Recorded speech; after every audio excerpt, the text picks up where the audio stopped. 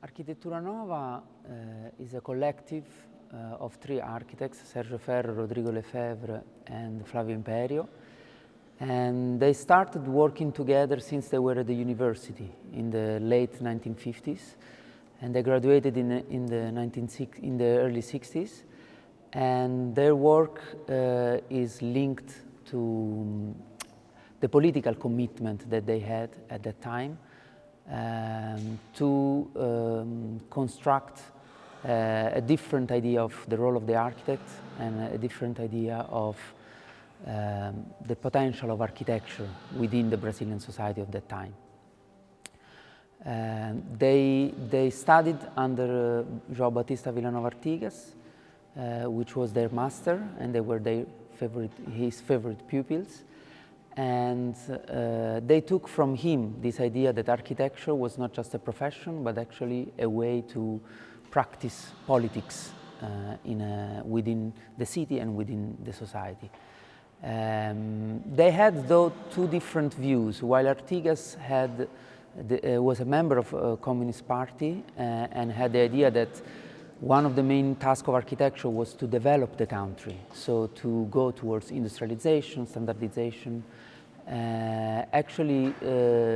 Sergio, Rodrigo and Flavio, they start to question this role of the architect and whether this idea of developing the country actually was really a good idea in order to somehow transform socially and politically the country. That's why they start working with a different idea, which was not the one of transforming the condition of production, but actually working within the condition of production of Brazil at that time. That meant essentially working with simple materials, with very simple projects in a way of architecture, and also with techniques which could be somehow implemented by the people for using therefore architecture also as an instrument of social and political construction.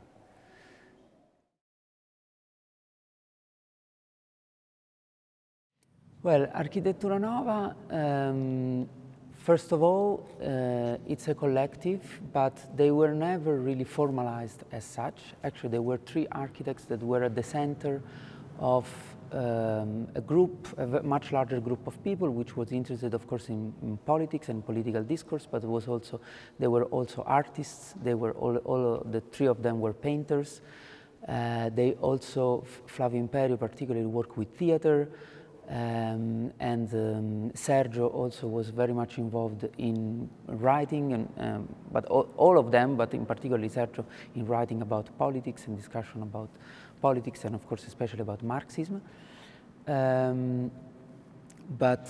So their practice is born not so much as a professional practice, as an office of architecture, but actually as an attitude, we could say, which was shared by a large group of people. In fact, actually, the term Arquitetura Nova is a term that identifies their work, but that was labeled later. They will never call themselves Arquitetura Nova at the very beginning. The theater especially, but also writing and painting, were of course really relevant for their years of formation, because they were somehow more direct means to express and experiment with a different idea of society. Especially theater was the chance to both dismantle somehow the conventions of the bourgeois family, the convention of the Brazilian society, which was at the time, and still perhaps today, a very conservative society for certain aspects. But theater was also a way to put in scene actually a different world. So it had this kind of double meaning. On one hand, critical of the society in which they were living, and on the other hand, the theater had the possibility to imagine a different future with different kind of rituals, with different kinds of way of inhabiting the space. Another moment which really marked their career and their idea of architecture is the moment in which they have the opportunity to build in Brasilia and to experience firsthand the construction site of Brasilia. And in short, what they discover in Brasilia is that behind this very light and thin and abstract domes of Niemeyer, actually there was a huge amount of work, of labor, and a huge amount of exploitation of the working force in order to construct these huge buildings and the entire city. From them, they start to question the role of the architect as a figure that has a very particular role within the process of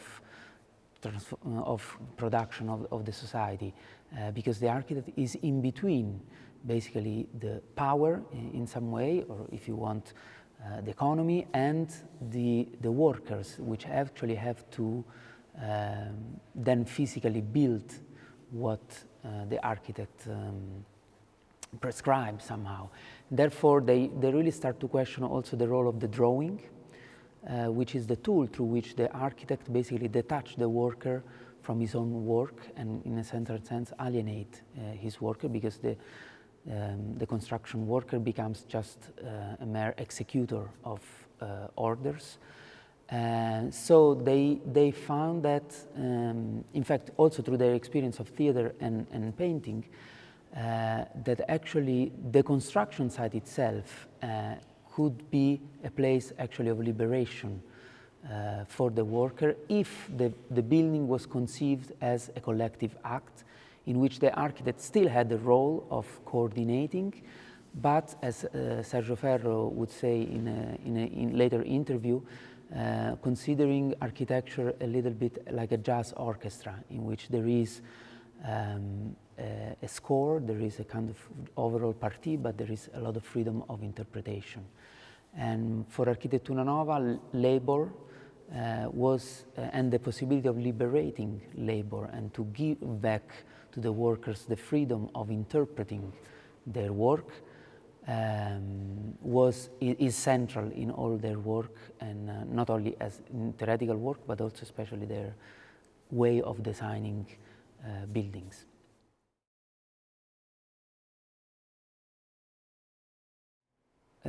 Well, the work of Arquitetura Nova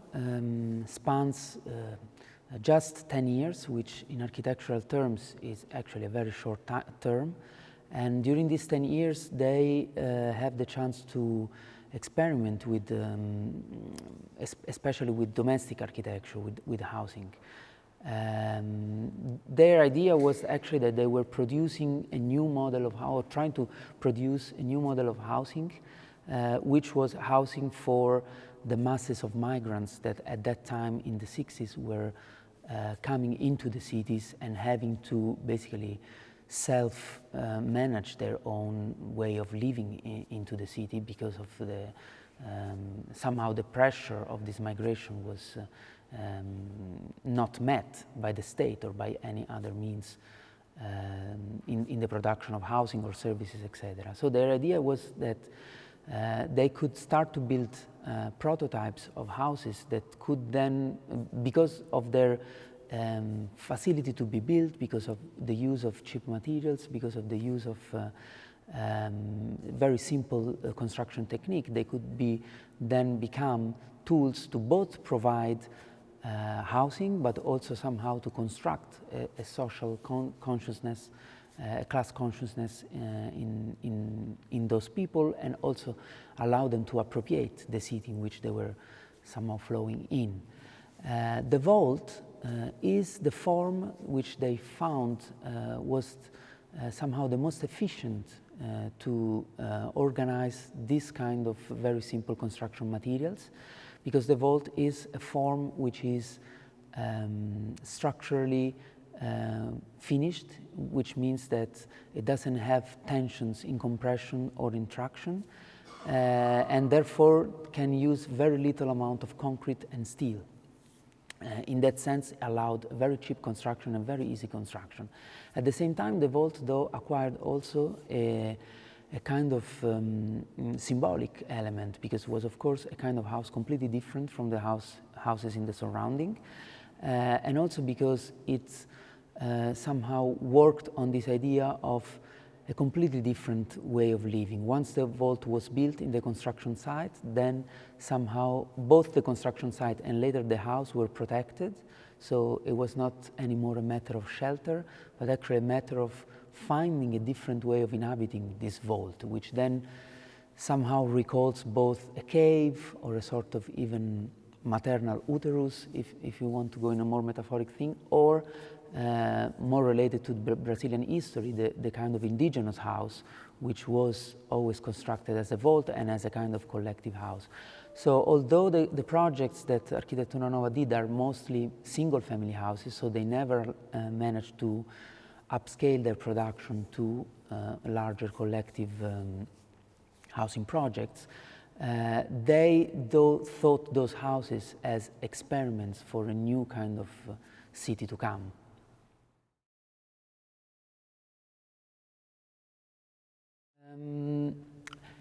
The relationship between Brazil and Europe has always been a kind of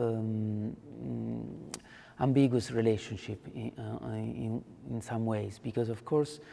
especially at the time between the 50s and the 60s, when actually the country is undergoing a process of modernization and of transformation,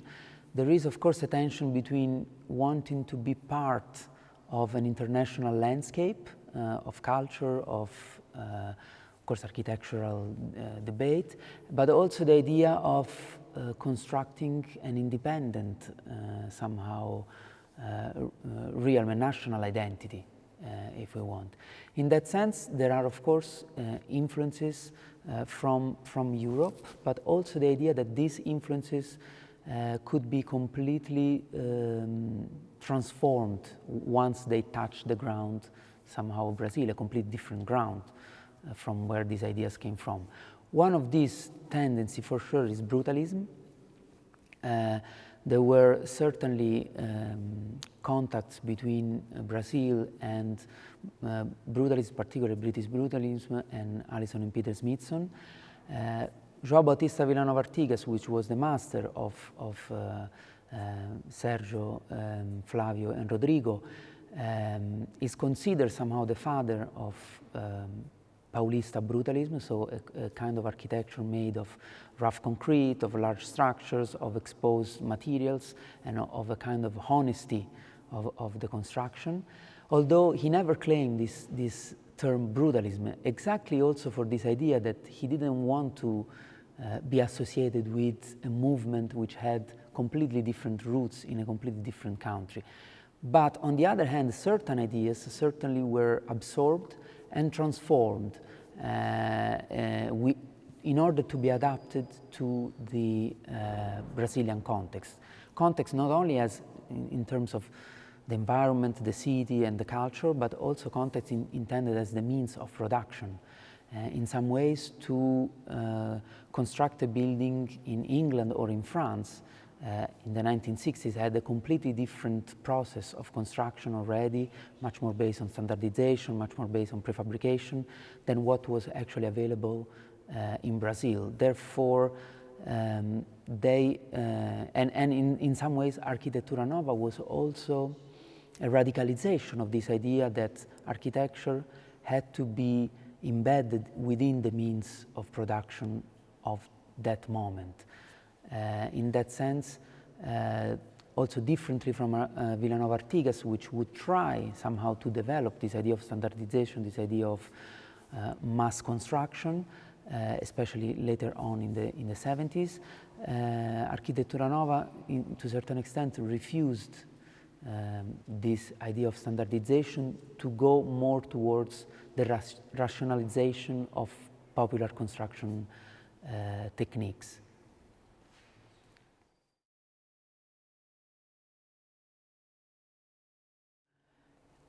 In some way, Arquitetura Nova is, of course, a radical experiment, and also, to a certain extent, local experiments, which drawn from very specific characteristics both of that specific time and of that specific geographical condition, let's say. But of course, it's not an attempt to refuse modernism or to return to a vernacular architecture or to an architecture without architects somehow, but actually is an attempt to reformulate the idea of modernism. So in fact, the idea of bringing certain idea of modernism, such as, for example, the organization of labor or the organization of the construction site, but actually turn them from a means of exploitation of the worker, from a means to separate the worker from their own work. Actually, the work of Arquitetura Nova attempts to reconstruct this link. In some ways, the idea that Brazil and the construction technique of Brazil were not so developed at that time was, and the idea of embracing this not as a problem of underdevelopment, but actually as a chance to construct a different form of development, is the way in which I think we can say that Arquitetura Nova is a true modern project in some ways, because it embraces the possibility that are in that moment available, and it uses the techniques that are available also in terms, for example, of drawing, of calculation of the structure, etc. So it doesn't refuse this kind of roots of modernism, but actually tries to use it somehow in a completely different perspective, which is the one of organizing a sort of bottom-up construction of the city rather than an imposition from top, as many of the modern projects at the end attempt to do.